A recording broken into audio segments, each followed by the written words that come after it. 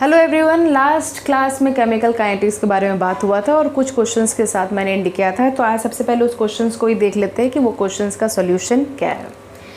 तो पहला क्वेश्चन कुछ ये था कि N2O5 टूट के 2NO2 प्लस हाफ O2 बनाता है, जिसमें आपको दे दिया गया था कि N2O5 का रेट ऑफ डिसअपियरेंस था 1.8 इंटू 10⁻³ मोल पर लीटर पर सेकेंड, और आपसे पूछा था कि rate of formation of NO2 और हाफ O2। तो सबसे पहले हम लोग क्या करेंगे, जब भी ऐसा कोई क्वेश्चन आए आप उसका रेट ऑफ रिएक्शन लिख लो, चाहे वो पूछे चाहे मत पूछे।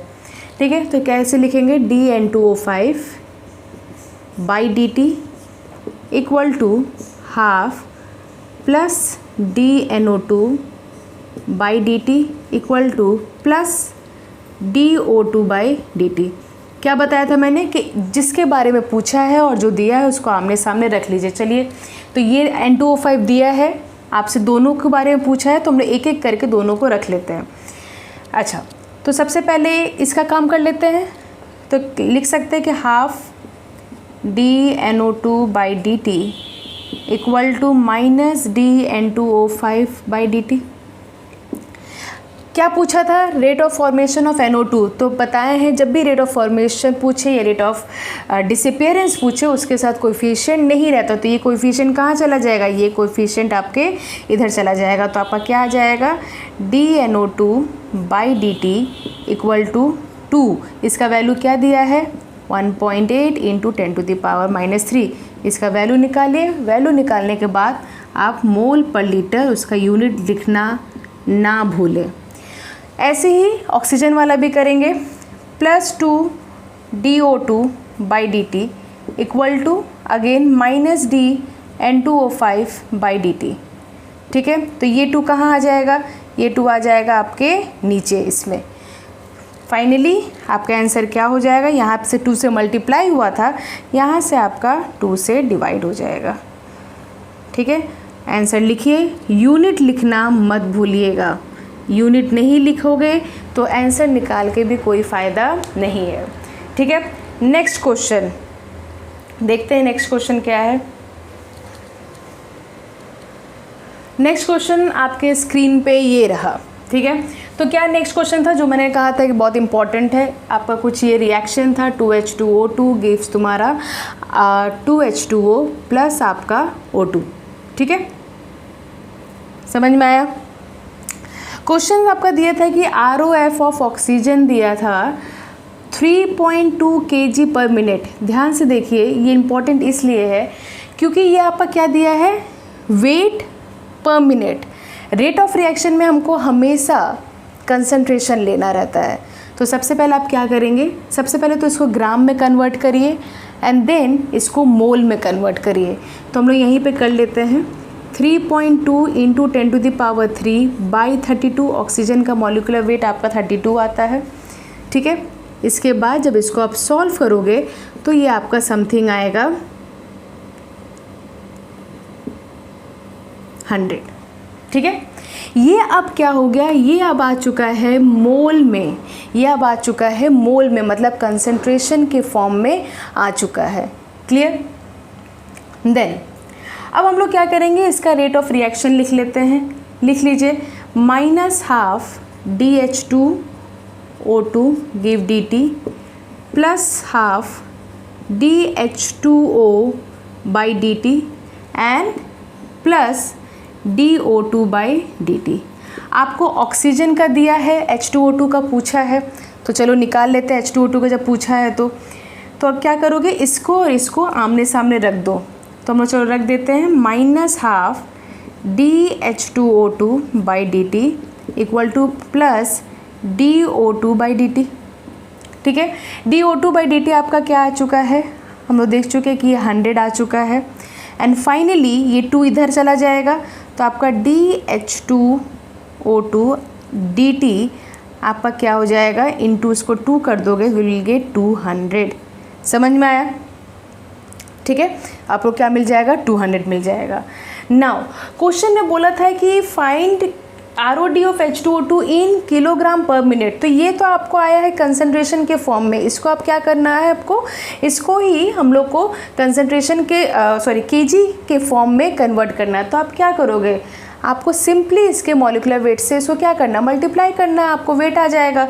तो आपको जब केजी पर मिनट में है तो 200 इंटू क्या कर देंगे हम लोग 34 is the molecular weight of H2O2। और क्योंकि केजी में बोला है तो आपको सिंपली क्या करना पड़ेगा बताइए, जब हम लोग ग्राम से केजी में बदलते हैं तो हम लोग क्या करेंगे, डिवाइड कर देंगे।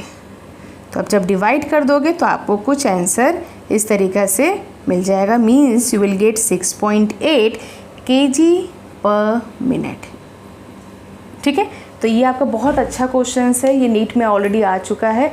तो इसको एक बार नोट डाउन कर लो, जिसका ऑलरेडी राइट है वेरी गुड, लेकिन अगर जिसको कोई प्रॉब्लम है तो आप इसको नोट डाउन कर लीजिए। सिंपली मैंने क्या किया है, केजी पर मिनट में आपको ध्यान देना है, ये आपका वेट में दिया है। रेट ऑफ रिएक्शन कभी भी वेट में नहीं होता है, रेट ऑफ रिएक्शन का डेफिनेशन ही है change in concentration by time. तो आपको पहले इसको कंसंट्रेशन में लाना पड़ेगा एंड देन आपको वही प्रोसेस से सॉल्व करना है। ठीक है, और 2 क्वेश्चन मैंने दिया था जिसमें रेट ऑफ रिएक्शन का, तो मुझे लगता है कि वो रेट ऑफ रिएक्शन आप लोगों ने सभी लोगों ने लिख लिया होगा, कुछ इस पैटर्न का ही वो लिखना था। ठीक है, आगे हम लोग बढ़ते हैं, चैप्टर को थोड़ा और आगे करते हैं। नेक्स्ट टॉपिक आपका आएगा rate law and rate constant. Rate law and rate constant. तो रेट लॉ का डेफिनेशन क्या है, सबसे पहले ये जान लेते हैं। ठीक है, what is rate law? It is a relation between rate of reaction and concentration. ठीक है, रेट ऑफ रिएक्शन और कंसंट्रेशन के बीच में क्या रिलेशन है, ठीक है, वही चीज़ आपको रेट लॉ बताता है। लेकिन मोस्ट इम्पॉर्टेंट पार्ट जो है ये आपका एक्सपेरिमेंटल कंसेप्ट है, ये ध्यान दीजिएगा। ठीक है, जो एक्सपेरिमेंट द्वारा पाया जाता है, जो एक्सपेरिमेंट द्वारा कैलकुलेट किया जाता है, तो ये आपका एक्सपेरिमेंटल कंसेप्ट है। और आप लिख सकते हो दैट रेट ऑफ रिएक्शन, इसका डेफिनेशन क्या है, rate of reaction is proportional to molar concentration, ठीक है, proportional to molar concentration of reactant raised to a power or exponent, ठीक है, रेज टू अ पावर और एक्सपोनेंट विच इज़ फाउंड, जो found किया गया है एक्सपेरिमेंटली। ध्यान से सुनिएगा, रेट ऑफ रिएक्शन जो है डायरेक्टली प्रोपोर्शनल होता है मोलर कंसंट्रेशन पे। किसके मोलर कंसंट्रेशन? रिएक्टेंट के मोलर कंसंट्रेशन पे, जिसके पावर पे आपका क्या है, जो वैल्यू पुट है, ठीक है, रिएक्टेंट के पावर पे जो वैल्यू पुट है वो वैल्यू किससे फाइंड आउट हुआ है? एक्सपेरिमेंट द्वारा। बेसिकली देखिए 2 टाइप के कंसेप्ट होते हैं, एक एक्सपेरिमेंटल कंसेप्ट होते हैं, एक थियोटिकल कंसेप्ट होते हैं। एक्सपेरिमेंटल कंसेप्ट जो आप एक्सपेरिमेंट के द्वारा जो आप डेटा निकालते हो वो एक्सपेरिमेंट कंसेप्ट होता है। बेसिकली अगर आप लैब वर्क किए होगे 11-12 में, चाहे फिजिक्स हो चाहे केमिस्ट्री, हम लोग देखते हैं कहीं ना कहीं हम लोग का एरर आता है। ठीक है, जो आप किताब में लिखते हो आपको हूबहू वही चीज़ आपको लैब में नहीं मिल सकता। देयर 19-20 का तो अंतर होता ही है। ठीक है, तो वही चीज़ एक्सपेरिमेंटल कंसेप्ट होते हैं, वही आपके थियोटिकल कंसेप्ट होते हैं। मतलब एक्सपेरिमेंट कंसेप्ट जो है ज़रूरी नहीं है कि हमेशा थियोटिकल कंसेप्ट से हमेशा मैच करे, मे और मे नॉट भी चलता रहता है। ठीक है, तो कहना क्या है, इस डेफिनेशन का आखिर मीनिंग क्या है? देखिए, सपोज करिए A + B react to give product. ठीक है, तो इसका अगर रेट लॉ के हिसाब से अगर हमको ये लिखना है तो हम लोग लिख सकते हैं कि रेट जो है वो डायरेक्टली प्रोपोर्शनल टू कंसंट्रेशन है। ठीक है, डायरेक्टली प्रोपोर्शनल टू कंसंट्रेशन है। और हम लोग को ये भी पता है कि जब ये प्रोपोर्शनल साइन हटता है तो उसके बदले एक कांस्टेंट साइन आता है। इस कांस्टेंट को हम लोग क्या कहेंगे? Rate constant. क्या कहेंगे? Rate constant. और अब ये क्या रिलेशन हो गया? इस तरीक़ा से ठीक है। अब इसी के पैटर्न पे हमको ये रिएक्शन लिखना है, तो ये कैसे लिखा जाएगा, R इक्वल टू के ए एंड बी। हम लोग हमेशा देखें हैं कि जो कोएफिशिएंट रहता है वही पावर चढ़ता है, लेकिन यहाँ पे ऐसा नहीं होगा। ज़रूरी नहीं है कि जो कोएफिशिएंट है वही आपके पावर पे होंगे, पावर अलग भी हो सकते हैं, ठीक है। क्योंकि ये जो पावर है जो कंसंट्रेशन के हेड पे चढ़ता है वो एक्सपेरिमेंटल द्वारा निकाला जाता है, और ये जो कोएफिशिएंट है ये थ्योरेटिकल बैलेंस करने के लिए काम किया जाता है। तो रेट लॉ जो होते हैं वो एक्सपेरिमेंटल कंसेप्ट होते हैं, ठीक है। और लॉ ऑफ मास एक्शन जो एक अनदर वर्ड निकलता है, लॉ ऑफ मास एक्शन, वो आपका थ्योरेटिकल कंसेप्ट होता है। अब बात आता है कि लॉ ऑफ मास एक्शन क्या है। लॉ ऑफ मास एक्शन में यही बताया गया है कि किस तरीक़े से कंसंट्रेशन जो है रेट ऑफ रिएक्शंस पे डिपेंडेंट है। अगर आप इस पे नाम पे जाओगे तो लॉ ऑफ मास एक्शन मतलब उस मास का क्या एक्शन है उसी को लॉ ऑफ मास एक्शन कहते हैं। समझ में आया। फॉर एग्जाम्पल इसको एक्टिव मास भी कहा जाता है। जो आप कंसंट्रेशन लेते हो उसको बेसिकली एक्टिव मास कहा जाता है। क्यों एक्टिव मास कहा जाता है? क्योंकि देखो कोई भी चीज़ हम लोग बल्क में नहीं ले पाते हैं, ठीक है। अगर हम लोग को अगर सपोज़ कर लो कि आपको घर में मम्मी रोटी बनाती है ना, तो मम्मी रोटी कैसे पूरे आटे का बनाती है? नहीं, कुछ आटा का लेके बनाती है ना। तो जितना अमाउंट ऑफ आटा का लेके आपके घर में रोटी बनता है उसी को हम लोग कहते हैं एक्टिव मास, क्योंकि सिर्फ उतना अमाउंट जो है आटा का पार्टिसिपेट कर रहा है किसमें? रोटी बनने में। समझ में आया। तो एक्टिव मास किसको कहते हैं? एक्टिव मास वही मास होते हैं जो पार्टिसिपेट करते हैं सिस्टम में रिएक्शन होने में। समझ में आया। तो लॉ ऑफ मास एक्शन बताता है कि किस तरीके से कंसंट्रेशन रेट पे डिपेंडेंट है। मतलब आखिर अगर कंसंट्रेशन चेंज जो हो रहा है, कंसंट्रेशन बढ़ रहा है तो रेट ऑफ रिएक्शन क्या हो रहा है, कंसंट्रेशन घट रहा है तो रेट ऑफ रिएक्शन क्या हो रहा है, उसको हम लोग लॉ ऑफ मास एक्शन कहते हैं और वो थ्योरेटिकल कंसेप्ट है। लेकिन रेट लॉ में देखा गया कि ज़रूरत नहीं है कि जो कोएफिशिएंट है वही आपके पावर पे भी जाएंगे। मतलब ज़रूरी नहीं कि जितना यहाँ पे कोएफिशिएंट है उतना ही टाइम्स कंसंट्रेशन अपने आप को इंक्रीज या डिक्रीज करेगा और अपने आप को ROR के साथ रिलेट कराएगा। ये x और y कुछ भी हो सकता है। समझ में आया। ये x और y जो है कुछ भी हो सकता है, वो डिपेंड करता है आपके रिएक्शन पे। क्योंकि देखो क्यों एक्सपेरिमेंटल और थ्योरेटिकल कंसेप्ट डिफरेंट है? क्योंकि एक्सपेरिमेंट के दौरान क्या होता है, टेम्परेचर डिफरेंस होता है, प्रेशर डिफरेंस होता है, हीट प्रोवाइड होता है। तो ये सब जो वेरिएबल फैक्टर है यही सब के कारण क्या होता है, आपके जितने टाइम्स कंसंट्रेशन इंक्रीज या डिक्रीज हो रहे हैं उन लोग में फ्लक्चुएशन आ जाता है। समझ में आया। और ये जो आप मोल जो ले रहे हो कि इतना मोल ऑफ A है, इतना मोल ऑफ B है, यही आपका लॉ ऑफ मास एक्शन है जो बेसिकली थ्योरेटिकल कंसेप्ट होता है, ठीक है। दूसरा सुन लीजिए जो इम्पोर्टेंट पॉइंट है, ये जो पावर है, ठीक है, जो रेट लॉ से जो पावर डिराइव होता है, इसी पावर के सम को ही हम लोग क्या कहते हैं? ऑर्डर ऑफ रिएक्शन कहते हैं। इसी पावर ऑफ सम को हम लोग ऑर्डर ऑफ रिएक्शन कहते हैं, ठीक है। तो बेसिकली हम लोग के पास 3 ऑर्डर ऑफ रिएक्शन होते हैं। वैसे तो ऑर्डर ऑफ रिएक्शन बहुत ज़्यादा है, लेकिन हम लोग सिलेबस में वैसे तो अगर देखा जाए तो 0 ऑर्डर को सिलेबस से थोड़ा बहुत कम कर दिया गया है, लेकिन एंट्रेंस के लिए 0 ऑर्डर भी इम्पॉर्टेंट है, फर्स्ट ऑर्डर भी इम्पॉर्टेंट है, सेकेंड और थर्ड के जनरल इक्वेशंस भी इम्पॉर्टेंट है, ठीक है। उससे पहले ध्यान से सुनिए, order of reaction. Order of reaction क्या है? रेट लॉ में जो पावर है, कंसंट्रेशन के ऊपर जो पावर है, उसी पावर के सम को ऑर्डर ऑफ रिएक्शन कहते हैं, ठीक है। मतलब x + y = order of reaction. ये ऑर्डर ऑफ रिएक्शन जो है, वेरी इंपॉर्टेंट पॉइंट, ये पॉजिटिव भी हो सकता है, ये नेगेटिव भी हो सकता है, ये आपके फ्रैक्शन में भी हो सकते हैं, ठीक है, और ये आपके ज़ीरो भी हो सकते हैं। ध्यान से ये चीज़ गौर से सुनो। Order of reaction can be positive, negative, fraction and zero. समझ में आया। दूसरा पॉइंट, ऑर्डर जो होते हैं वो हैं एक्सपेरिमेंटल कंसेप्ट। मतलब ऑब्वियसली क्योंकि ये रेट लॉ से डिराइव होता है तो ये एक्सपेरिमेंटल कंसेप्ट ही होगा। ठीक है। तीसरा चीज़, ऑर्डर जो है एलिमेंट्री रिएक्शन और कॉम्प्लेक्स रिएक्शन दोनों के निकाले जाते हैं। ठीक है। अब बात आता है एलिमेंट्री रिएक्शन क्या होता है। बेसिकली जो रिएक्शन आपके सिंगल स्टेप्स में होते हैं उन्हें एलिमेंट्री रिएक्शन कहते हैं, और कॉम्प्लेक्स रिएक्शन अगर नॉर्मल वे में जाना जाए जो मोर देन वन स्टेप में होते हैं उन्हें कॉम्प्लेक्स रिएक्शन कहते हैं। ठीक है। तो लेकिन ऑर्डर ऑफ रिएक्शन के ये दो पॉइंट बहुत इंपॉर्टेंट है, and the sum of power of the concentration term is known as order of reaction. ठीक है। नेक्स्ट तो बेसिकली आपके सिलेबस में कौन कौन सा है, ज़ीरो ऑर्डर है, फर्स्ट ऑर्डर है, सेकेंड ऑर्डर है एंड थर्ड ऑर्डर है। ठीक है।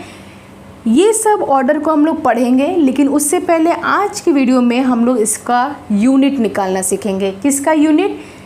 ये सारे ऑर्डर के रेट कांस्टेंट के यूनिट। ठीक है। तो अगर रेट कांस्टेंट के यूनिट निकाल रहे हैं तो थोड़ा रेट कांस्टेंट के बारे में भी बात कर ले भाई, रेट कांस्टेंट क्या है। तो ध्यान से सुनिए, रेट लॉ से कुछ ये डेरिवेशन निकला था और हम कहे थे कि ये जो k है यही आपका क्या है, रेट कांस्टेंट है। ध्यान से सुनो, रेट कांस्टेंट सिर्फ और सिर्फ टेम्परेचर और कैटलिस्ट पे डिपेंड करता है, और ज़्यादातर क्वेश्चन आपको टेम्परेचर पे ही आएगा। मतलब आप कंसंट्रेशन कितना भी चेंज कर लीजिए, कितना भी चेंज कर लीजिए, ये रेट कांस्टेंट कहीं से भी चेंज होने वाला नहीं है। कंसंट्रेशन के चेंजेस से ये भले ही चेंज हो जाएगा, लेकिन के सिर्फ और सिर्फ चेंज टेम्परेचर या कैटलिस्ट से ही हो सकता है, और किसी का हिम्मत नहीं है कि इस के को चेंज कर सके। समझ में आया? दूसरा चीज़, K से ही एक्सटेंट ऑफ रिएक्शन जाना जाता है। अगर K का वैल्यू ज़्यादा होता है, अगर K का वैल्यू ज़्यादा होता है मतलब कि रिएक्शन जो है अबाउट टू कंप्लीट है। ठीक है। मतलब रिएक्शन बहुत हद तक कंप्लीट हो चुका है। और अगर K का वैल्यू कम होता है तो मतलब आपका रिएक्शन जो है अभी बहुत बाकी है कंप्लीट होने में। तो एक्सटेंट ऑफ रिएक्शन भी हम लोग K से जानते हैं। ठीक है। तो इसी K का हम लोग क्या निकालेंगे, unit in case of zero, first, second, third. ध्यान से देखना, ज़ीरो ऑर्डर सबसे पहले हम लोग पढ़ेंगे। ज़ीरो ऑर्डर मतलब क्या होता है, जिसके कंसंट्रेशन जो है आपका, मतलब जिसका रेट ऑफ रिएक्शन कंसंट्रेशन पे डिपेंड ना हो, उसको हम लोग ज़ीरो ऑर्डर पढ़ेंगे। ठीक है। ज़ीरो ऑर्डर के बारे में हम लोग बहुत विस्तार में बात करेंगे नेक्स्ट वीडियो में। सिंपली आज हम लोग कुछ यूनिट्स का बारे में बात कर रहे हैं। तो सबसे पहला यूनिट्स के बारे में बात होगा आपका ज़ीरो ऑर्डर। ज़ीरो ऑर्डर मतलब होता है जहाँ पे rate does not depend on concentration. मतलब कैसे लिखोगे, सपोज़ कोई भी कंसंट्रेशन आपका दिया है, उसके ऊपर क्या बैठेगा, ज़ीरो बैठेगा। ठीक है। And something to the power zero is 1। मतलब ज़ीरो ऑर्डर में कंसंट्रेशन में कुछ भी चेंजेस करिए आप, बढ़ाइए घटाइए, लेकिन उसके कारण रेट ऑफ रिएक्शन पे कोई भी चेंजेस नहीं आएगा। ठीक है। उसके कारण रेट ऑफ रिएक्शन पे कोई भी चेंजेस नहीं आएगा। क्यों नहीं आएगा, कौन से रिएक्शन ज़ीरो ऑर्डर पे आते हैं, ये हम लोग नेक्स्ट वीडियो पे बात करेंगे। आज के लिए सिर्फ और सिर्फ आप यूनिट पे ध्यान दीजिए, क्योंकि इस चैप्टर का यूनिट बहुत इंपॉर्टेंट है। ठीक है। अब आपको पता है कि रेट ऑफ रिएक्शन का यूनिट होता है मोल पर लीटर पर सेकेंड। तो क्योंकि ये कंसंट्रेशन के ऊपर पावर ज़ीरो है तो ये 1 हो जाएगा। तो क्या कह सकते हैं कि यही यूनिट ज़ीरो ऑर्डर के रेट कांस्टेंट के भी होंगे। ठीक है।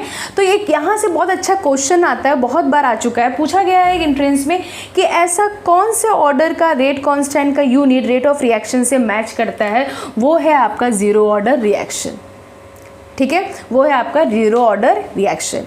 इसी तरीके से हम लोग फर्स्ट ऑर्डर के बारे में बात कर लेंगे। फर्स्ट ऑर्डर कैसे लिखा जाएगा, सपोज के लिए ए गिव प्रोडक्ट, तो ये आपका क्या हो गया, फर्स्ट ऑर्डर। तो लिख सकते हैं R = K एंड A। ठीक है। K का वैल्यू निकालना है, R का वैल्यू आपको पता है, यूनिट पता है कि मोल पर लीटर आपका पर सेकेंड होता है, डिवाइडेड बाई A का यूनिट क्या होता है, कंसंट्रेशन है, तो ये आपका क्या होगा, मोल पर लीटर होगा। तो जब ये कैंसिल करोगे तो आपका क्या आ जाएगा, पर second is the unit of first order reaction. ठीक है, नेक्स्ट हम लोग बात करेंगे सेकेंड ऑर्डर रिएक्शन। एक बार खुद वीडियो पॉज करो और सेकेंड थर्ड का ऐसे ही निकालने का ट्राई करो। ठीक है, तो सेकेंड ऑर्डर रिएक्शन का क्या होगा, यहाँ पे बी आ जाएगा। नेक्स्ट, तो ऊपर वाला एज इट इज़ रहेगा, मोल पर लीटर पर सेकेंड, क्योंकि रेट ऑफ रिएक्शन का वही यूनिट ही है। और नीचे वाला मोल पर लीटर जो है 2 टाइम्स हो जाएगा। ठीक है, मोल पर लीटर ये आपका कितने बार हो जाएगा, 2 बार, क्योंकि ए और बी है, इसका मोल पर लीटर, इसका मोल पर लीटर आपका मल्टीप्लाई हो गया। तो आपका क्या आ जाएगा, इसमें ध्यान दीजिए, एक और ये कैंसिल हो गया। फाइनली आपका आएगा पर मोल लीटर पर सेकेंड। ठीक है, नेक्स्ट ऐसे ही आपका क्या है, थर्ड ऑर्डर रिएक्शन, जहाँ पे आपका ये, अच्छा थर्ड ऑर्डर रिएक्शन ऐसे भी लिख सकते हैं, ए क्यूब भी हो सकता है, या सेकेंड ऑर्डर का भी ऐसे भी लिखा जाता है। तो किसी किसी पर रिएक्शन पे डिपेंड करता है। ठीक है, एक्सपेरिमेंटली वो लोग शो कर देंगे। थर्ड ऑर्डर का सेम चीज़ है, बस नीचे आपका क्या हो जाएगा, जहाँ पे सेकेंड में 2 था यहाँ पे 3 हो जाएगा, और इधर आपका एज इट इज़ मोल पर लीटर पर सेकेंड होगा। फिर से आप क्या करोगे, यहाँ से कैंसिल, यहाँ से एक कैंसिल, तो आपका क्या आ जाएगा, मोल पर मोल स्क्वायर लीटर स्क्वायर पर सेकेंड। ठीक है, तो यहाँ से आपका तीनों ऑर्डर का यूनिट निकल गया है। तो यूनिट को लर्न करना बहुत ज़रूरी है। ये तो कुछ तरीका था, क्योंकि बोर्ड में कभी कभी पूछ लेता है कि कैसे यूनिट निकाला जाता है, तो आप सिंपली शो कर देना। अब बात आता है कि अगर किसी को यूनिट ना याद हो, याद नहीं हो पा रहा है, बहुत कोशिश कर रहे हैं, याद नहीं हो पा रहा है, तो उनके लिए एक जनरल इक्वेशन है इस यूनिट को ही फाइंड आउट करने का। आप उस जनरल इक्वेशन को याद कर लोगे तो आपका यूनिट अपने आप निकल जाएगा, आपको कोई भी तकलीफ उठाने की ज़रूरत नहीं है। ठीक है, क्या है जनरल इक्वेशन, देखो, मोल पर लीटर 1 माइनस n पर सेकेंड। ठीक है, ये n क्या है, n आपका 0 1 2 3 होगा, मतलब 0 order, first order, second order, third order. यहाँ पे आप एक एक करके, अगर आपको 0 ऑर्डर का निकालना है यूनिट, तो n की जगह पे 0 रखिए, आपको 0 ऑर्डर का यूनिट मिल जाएगा। n की जगह पे 1 लिखोगे तो आपको फर्स्ट ऑर्डर का यूनिट मिल जाएगा, और n की जगह पे 2 लिखोगे तो आपको सेकेंड ऑर्डर का यूनिट मिल जाएगा, और n की जगह पे 3 लिखोगे तो थर्ड ऑर्डर का यूनिट मिल जाएगा। तो ये आपका एक जनरल इक्वेशन है, प्लीज़ याद रखना। और रिमेंबर 1 माइनस n है, कभी कभी ना बच्चे लोग ने n-1 कर देते हैं, तो ये 1 माइनस n है, ये याद रखिएगा। ठीक है, तो इससे आपको चारों ऑर्डर का यूनिट याद हो जाएगा। ठीक है, तो ये कुछ था। एक क्वेश्चंस देख लेते हैं कि कैसे ऑर्डर निकलता है और उसका यूनिट क्या है बनेगा इस जनरल इक्वेशन के बेसिस पे। फॉर एग्जांपल दिया है कि R इक्वल टू K, ठीक है, ये आपका हाफ है और B आपका 1 है, मतलब ये हाफ है, हाफ रिएक्शन है, हाफ इसका पावर है और इसका 1 है। तो इसका ऑर्डर क्या निकलेगा, ऑब्वियसली 1 + 2 + 1 आपका निकलेगा। ठीक है, मतलब आपका 3/2। अगर आपको इस ऑर्डर का यूनिट निकालना है तो आप जनरल इक्वेशन में पुट कर दीजिए, मोल पर लीटर 1 माइनस n का वैल्यू क्या लिखेंगे, 3/2, और ये हो गया पर सेकेंड। ठीक है, फाइनली आपका क्या आ जाएगा, मोल पर लीटर आपका इधर होगा -½ एंड पर सेकेंड। फाइनली आपका आ जाएगा -2 लीटर हाफ एंड पर सेकेंड। ठीक है, तो ये आपका हो गया इस ऑर्डर का यूनिट। मैंने कहा था कि ऑर्डर जो है फ्रैक्शन में भी आता है। ठीक है, तो यहाँ पे तक हम लोग इस वीडियो को समाप्त करते हैं। आज हम लोगों ने सिर्फ और सिर्फ रेट लॉ क्या होता है, रेट कांस्टेंट क्या होता है, ऑर्डर क्या होते हैं, उनके बारे में बात किया है। नेक्स्ट वीडियो में इसी चीज़ के ऊपर थोड़ा कैलकुलेशन बेस करेंगे। ठीक है, चलो, तो टिल देन लाइक करो, सब्सक्राइब करो, शेयर करो यार। ठीक है, इसी तरह के से आगे चैप्टर आते ही रहेंगे। चलो, थैंक्स फॉर वॉचिंग।